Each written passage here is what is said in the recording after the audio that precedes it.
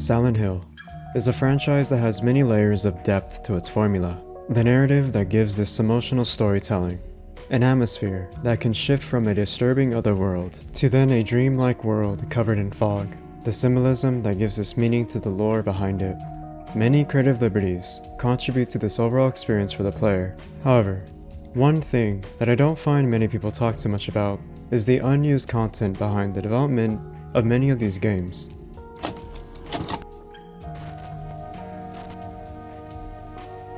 So, I figured I'd look over all the unused and cut content I could find through my research and findings in each game to speculate and talk about.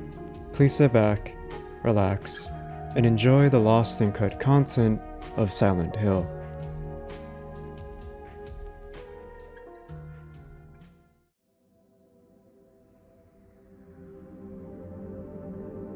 In Silent Hill, there is a surprising amount of unused content that didn't make it into the final game, from enemies to textures, and even models of characters that are essential to the plot. Uncovering the game files, there appear to be 7 monsters that are cut. While the explanation for the reason why these monsters never made it into the final game is unclear, we can, at the very least, speculate about them. The butterfly closely resembles the float stinger.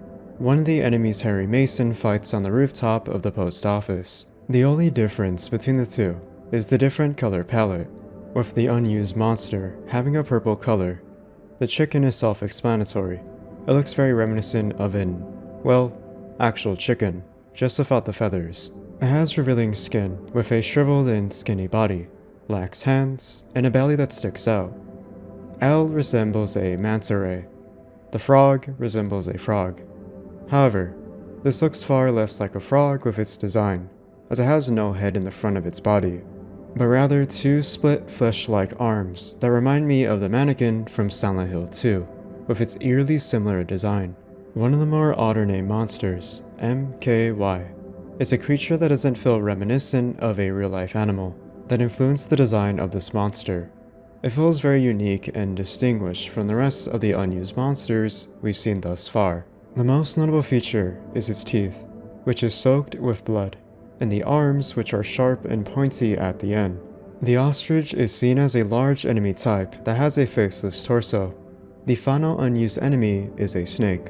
Taking a closer look, this doesn't look reminiscent of a snake, given its large and uncanny appearance that looks more so like a large sack of flesh, with a weird tendril-like feature pointing out. However, what is really interesting about this creature is that it technically made it in the final game, at least in spirit. At some point in the game, Harry roams the streets at night in Silent Hill, where he can find a warning sign about snakes on the side of the street. As to why these enemies didn't make it into the game itself, I imagine it's due in part to their overall design, feeling too normal and not inhuman, like most of the monsters seen in the final game.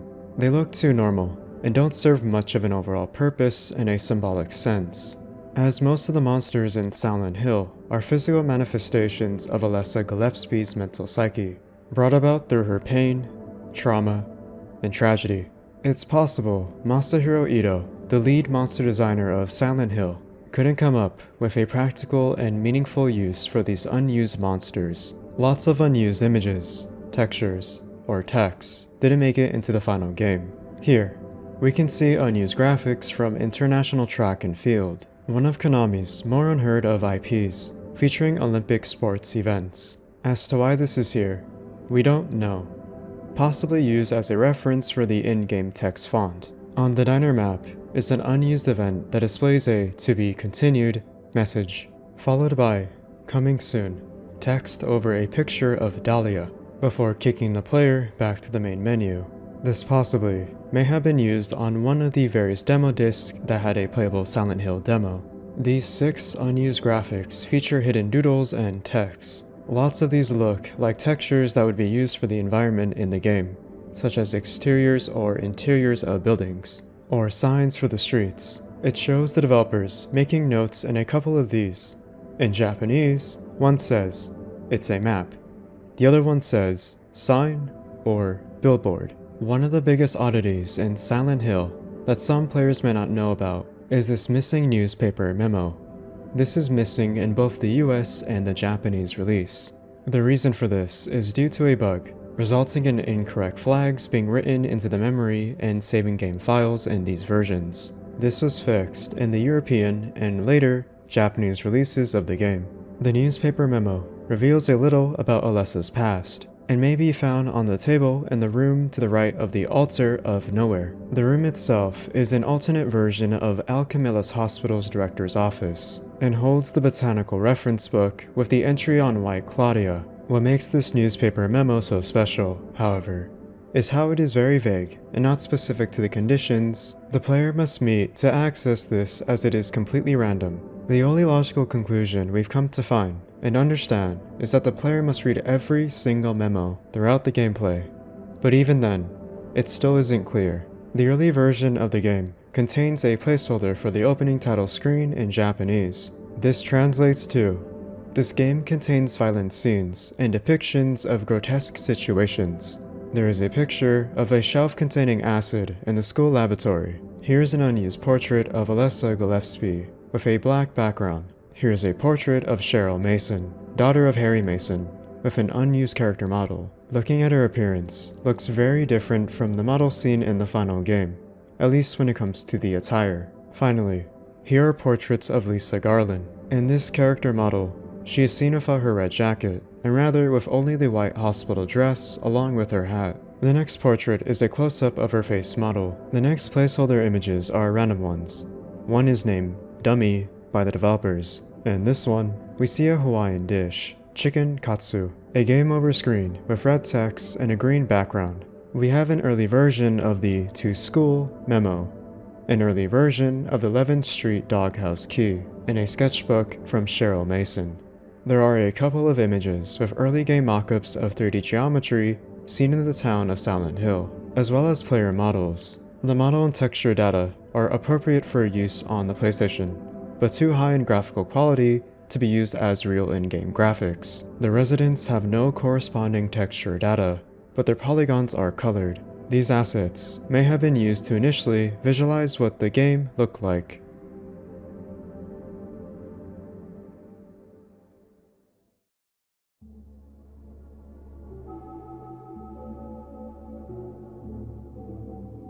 For being one of the most highly acclaimed and favorited title that is beloved by everyone who played it, there is surprisingly not much cut content I could find in Silent Hill 2. Rather, only a little bit of unused graphics, models, and a text are seen in the early version of Silent Hill 2. In the E3 2001 demo, there are unused graphics written in Japanese. This translates to the following: "This work contains violence, bleeding, and horror expressions." What's very interesting about this warning message is that in the full release of Silent Hill 2, it doesn't have any warning message while starting the game. In the E3 2001 demo, there is a minor difference between the clock puzzle of the E3 build and the final build. However, the only notable detail I could speculate is the lighting on the wall scratches, compared to the final version one lacking in lighting, which gives it a more dark and bleak tone. A graphic from the trial version of the game remains in the final versions of the release, with the text saying, "Coming soon." The earliest pictures and trailers for the marketing of Silent Hill 2 feature a different logo of the game's title. It looks very similar to the Silent Hill logo in the first game, with the exception of the color change having a light green hue. The logo would be changed to the logo we now know for how iconic it is. In the Lost Memories DVD, we have images of early beta builds of the main characters we see in Silent Hill 2, with different designs to their outfits. James Sunderland has the same outfit we see in the release of the game, but he looks more so akin to Harry Mason, possibly a placeholder until they got the correct character model they were looking for during development. Eddie, Angela, and Maria look strikingly different when it comes to their outfits compared to the ones seen in game. One thing anyone would notice is that they all have a blue color palette to their attire. This most likely changed due to the lack of identity in their character design, as they look too similar side by side without distinctive qualities. In the final release, they have their own unique and notable designs for their attire. Possibly, the most infamous piece of lost and cut content in Silent Hill 2 is undoubtedly Old Nelly Street. As the story goes, At some point during the production of Silent Hill 2, Konami released 5 preview pictures of the game. These pictures were of James and a lying figure wandering the streets of Silent Hill, which helped give an idea to the public of what the town would look like. One thing that all 5 pictures had in common was that the buildings shown were all on the same street. This would turn out to be Nellie Street, located in East South Vale in the final version. However, in the final version of the release, there are some of the buildings in those early photos that didn't make it into the game. We can get a mock-up from a previous user on the website, Letter from Silent Haven, painting an idea of where these unused buildings could have been used in the town of Silent Hill with a map. The question on everyone's mind, I imagine, is what happened to the unused buildings on Old Nellie Street? Well, we don't exactly have a concrete answer to this, although we can speculate that the reason for this concept being cut is due to the PlayStation 2's limitations with its hardware. The polygonal count may have been too high for the PlayStation 2, which would sacrifice memory usage for other aspects of the game. Producer Akihiro Imamura confirms this PS2 memory issue in an interview with IGN. I quote, "A point which we are less happy about is that the PlayStation 2 memory amount is low. The memory amount is too low to place high-quality character models and textures. We had to go through extra struggles to obtain these images."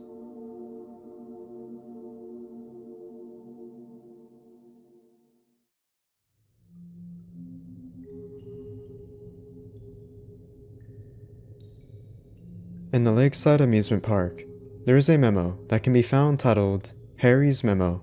In the early versions of Silent Hill 3, there is a slight difference in this memo, with a different appearance in the lighting and the message in the writing itself that is difficult to read as it is incoherent compared to the final version. In this memo, it reads the following: Daria said that girl is the devil. Kidnapped for the sacrifice. I don't believe in my feeling sick. Is it because of the appearance? That girl resemble with Cheryl based on the picture in the basement of the hospital. The final release of Harry's memo is more comprehensible to make sense of. It reads the following: Dahlia's the one who said it. Said that girl was a demon, that she took my daughter for a sacrifice, but it's not totally believable. I mean, appearances can be deceiving. There is an early version of Heather's photo that you typically find after meeting Vincent in the Hilltop Center office building. It's nothing too drastic in terms of differences compared to the one seen in gameplay. The only difference is the contrast in terms of the quality. Speaking of Hilltop Center, there are both early versions of the elevator shaft that are missing a render of the jack required to open the elevator doors, whereas the final version has the jack seen holding the elevator doors open. An early version of the Hilltop elevator buttons show an early version that is similar to the final release, although its contrast is high compared to the one seen in game, where it's dimmer in terms of its brightness. An unused image of the combination lock numbers on the briefcase is found in room M4 in Brookhaven Hospital, where once again, it is still the same in terms of its presentation, just different in quality when it comes to its contrast. Early images of the Shakespeare anthology books can be found in a puzzle encountered in the My Bestsellers bookstore in the Central Square Shopping Center. In the unused image, the book with the blue spine on the right is titled Macbeth. The book was later renamed the 59th Street Bridge Song. This may have been done to avoid confusion with hints in the puzzle. This is ironic considering these puzzles are already confusing in itself with how incredibly vague they are, especially on higher difficulties. In the latter half of the story, you eventually see Heather finally arriving at the Daisyville apartments to meet her dad, Harry Mason. While here, you're allowed to explore the apartment at your leisure to see the miscellaneous items that are scattered across the apartment. At some point during development, there was a photograph framed on the wall with Heather and Harry Mason together in a family photo. Looking closely, you can see Heather having a different outfit, yet closely resembles the one seen as her standard outfit in-game, albeit with a different colored jacket that is brown. Harry has a reused render that was previously seen in Silent Hill. As to why this was not used in the final game, we don't know. However, it can be speculated that possibly Harry's render was outdated compared to the one with Heather, given how the graphical hardware for the PS2 was ahead of the PS1. A map of the first floor of the Central Square Shopping Center is drastically different in its early version compared to the final release. The early version lacks detail and is more simplistic with its minimalist design. An unused early version of Claudia shows her skin, hair, and eyes appear darker in the earlier version. Her robes are also slightly brighter compared to her final version, which is much more pale in her overall appearance. An unused early version of Douglas features his clothing brighter compared to his final version, which is slightly darker. The early version sees him have a slightly brighter hue of his waistcoat, which has a much lighter tone. His final version has his coat much darker, along with minor adjustments to the proportions of his body. The early version of Heather's model has a darker and more saturated color scheme. The flashlight in Heather's upper left vest pocket has a gray casing instead of green. While very minor, the final model contains slight adjustments to the size of Heather's clothing and the appearance of the wrinkles on her vest. The early versions contain black wristbands above Heather's orange wristbands, which is due to the resulting of a texturing error. In the early model, the legs appear slightly higher in the image, resulting in the texture of the arms being cut off above the wrists. The double head has slight minor differences in the early version of their model. This in particular is the teeth, face, and the wraps, which are given slightly more detail. The missionary has a couple of notable differences when compared side by side to the final version of his character model. Bloodstains are missing on the front of the model in the early version. A different zipper pattern can be found on the back and legs. The head has a darker red color, similar to the color of the gloves, making the head easier to distinguish. The other color differences throughout the model include the shoulders, weapons, pants, and shoes. Much like the missionary, the Valtiel also has a couple of notable differences. The early character model has white gloves, matching those of Pyramid Head from Silent Hill 2. Interestingly enough, Valtiel and Pyramid Head share a base model. Valtiel's gloves were likely recolored later in development due to this resemblance to Pyramid Head's character model. When Heather first encounters the closer in the department store, she picks up a gun and kills it. You can then find a background model deceased. This unused background model may seem familiar to those who played Silent Hill 2, because this is actually a reused model of Angela. The early version of this player model has a higher poly count and texture resolution compared to the final version in-game. This was possibly ditched because of the PS2's limited memory. When Heather wakes up from her nightmare in the Happy Burger restaurant, she ponders outside of the window and stays quiet to herself, enjoying the scenery. This peace of serenity is ruined when you realize there is a creepy and eerie floating head of Angela's character model that is outside of the player's view in front of the doors to the restaurant. As to why this is here, I have no idea, and now I wish I didn't. There is an unused animation of the closer where it is seen in an animation using its tendril-like fist to climb up from a lower level to a higher platform. This possibly was considered at one point in the Nightmare Mall, as you frequently see them roaming around through the mall floors. An unused animation shows the memory of Alessa dismounting a horse on the Happy Carousel. And finally, two unused animations of Heather's character model. One unused animation shows Heather turning to look behind her right side and then left side. The other animation sees Heather move her head down, up, left, and right. These are most likely animations from testing the player model with motion capture.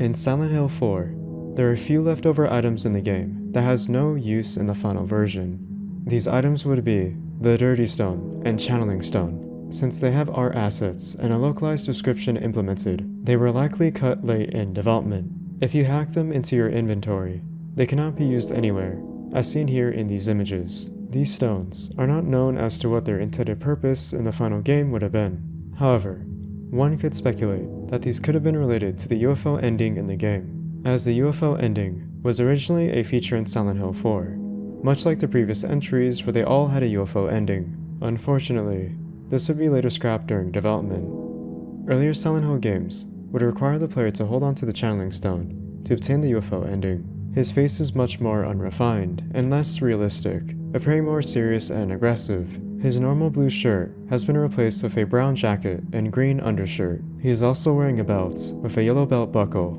If you were to model swap the player model, it is possible to replace Henry's normal player model with this earlier version. For some odd reason, in the game files, there are 2 textures featuring these 2 anime characters from a visual novel titled Mahoken.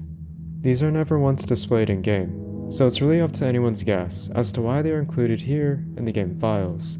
On April 4th, 2019, a user that goes by the name Rodolfo Nunez uploaded a video of never-before-seen unused animations of Eileen during the segments where you watch her through a peephole as Henry. Throughout the video, it shows Eileen going about her typical day-to-day life, doing miscellaneous things. The most notable part of this video, however, is the haunting sequence that has never been seen ever in-game. This unused animation shows Eileen doing a very disturbing head movement that twitches aggressively, where she makes inaudible noises which are very creepy. There happens to be concept art of unused monsters that are seen here in these sketches that are never seen in the full release of Silent Hill 4. Looking at these sketches of the monsters, it's easy to tell that they look like humanoid figures or anthropomorphic creatures, although it's impossible to tell what these monsters would have been, given my lack of understanding of the Japanese dialect. But it's very interesting to think what these rough sketches of monsters could have been in Silent Hill 4.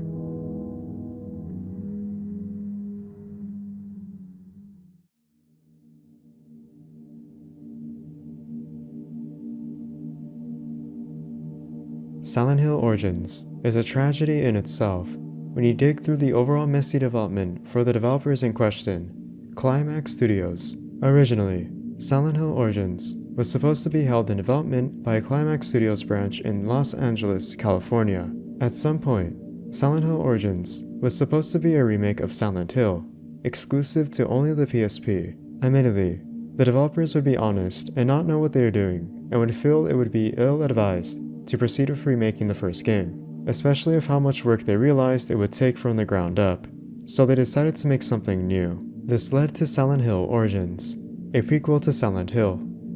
The original development is drastically different compared to what we got with the final release we see nowadays. Luckily for us, there have been over 20 minutes of a leaked prototype build of Silent Hill Origins that allows the player to play the early prototype version of the game. A YouTuber, The Kimpy, got a hold of a build of this version of Silent Hill Origins that shows a completely different gameplay style than the final release. For starters, this featured a departure from the dynamic third-person view to rather a focus on the Resident Evil 4 style camera angle and an emphasis on action-oriented combat scene and gameplay, as opposed to the previous installments in the series. In the early prototype, Travis had 6 weapons, divided equally between melee weapons and firearms. Additional changes include a laser sight for his pistol and an option for the player to barricade areas. At the time of this early prototype, the game was expected to be released in late 2006. However, this early version of Silent Hill Origins would fall through as issues with the game's engine and confusion with the direction of the game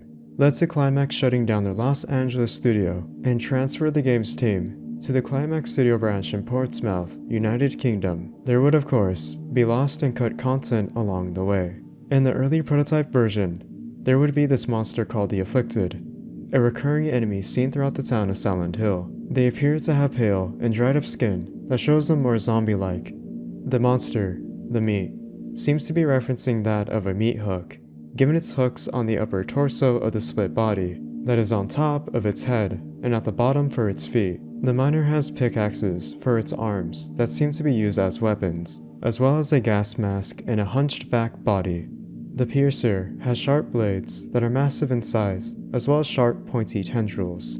The undead bellhop is a mystery to me, as I don't have much of a clue as to what it would have been. The wheelchair monster looks deceased and mutated in its design, having its lower body stuck and plastered to the seat of a wheelchair. The upper torso would seemingly be used to carry itself around with its arms. There originally was a cut antagonist called Mr. Twilight. Mr. Twilight would have been a puppeteer of sorts, pulling the strings behind the scenes, while Travis would explore the town of Silent Hill. During early development, Travis Grady would use Norman Reedus as a reference for the character's face model. Interestingly enough, Norman Reedus would initially be the protagonist of the cancelled Silent Hills.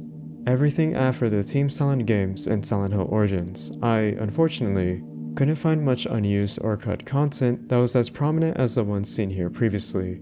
However, there is still cut content worth checking out, even if it is rather small. In the spin-off, Silent Hill the Arcade, there's an unused graphic of a numb body. A white graphic texture has the numbers 1, 2, 3, and 4 written as text, and a placeholder texture that reads water is probably used to test the water effects during development. Silent Hill Homecoming has 2 concept art drawings of water creatures that were possibly considered at some point during development. Many of them seem to be wrapped and tied with rope around their bodies and have a weight tied to their feet, weighing them down. As to how these monsters would have worked in gameplay, I have no idea, leaving only more questions than answers.